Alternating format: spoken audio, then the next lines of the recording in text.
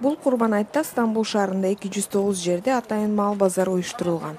Ал жерлерге айттан бир жума мурун Түркиянын булуң бурчунан сатуучулар бодо малын алып келип, кардарларын күтүшөт.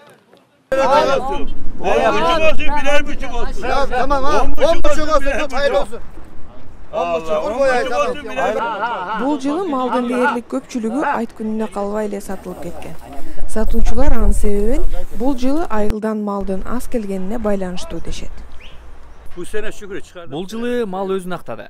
35 бодо мал алып келдим эле, баары айт күнү сатылып кетти. Тоюттун кымбаттыгынан бул жылы байланган малдын саны аз болуп, базарга аз алып келип калдык. Баары сатылып кетти. Түркиянын айыл чарба жана мал чарба министрлигинин койгон талабына ылайык, бодо малдар орточо 10 000 лирадан, сомго которсок 230 000 сомдон. Ал эми койлор 1000 лирадан, сом менен 23 000 сомдон бааланышы керек.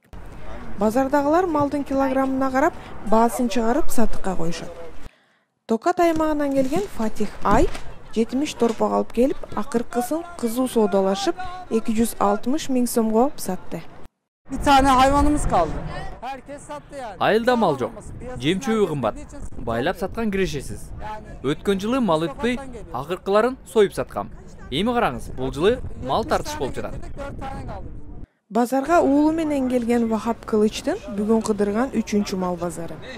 Ал жыл сайын курмандык сойгондуктан бул айтта да ниеттенип арзан мал издеп жүргөнүн айтты. Sene oranı daha yüksek. Өткөн жылга салыштырмалуу мал 20-30% кымбат. Таң эрте келдим, бирок жакшылар калбай калыптыр. Айла жок эми, башка мал базарларды кыдырганга туура келет. Чөнтөгүбүзгө чак. Мал таап каларбыз деген ниеттемин. Şu anda öyle Türkiye'nin hali. Айыл чарба жана мал чарба министрлигинин статистикасына таянсак, өткөн жылы Түркия боюнча Курман айтта 867 000 баш бодо мал, 3 миллионго жакын кой союлган.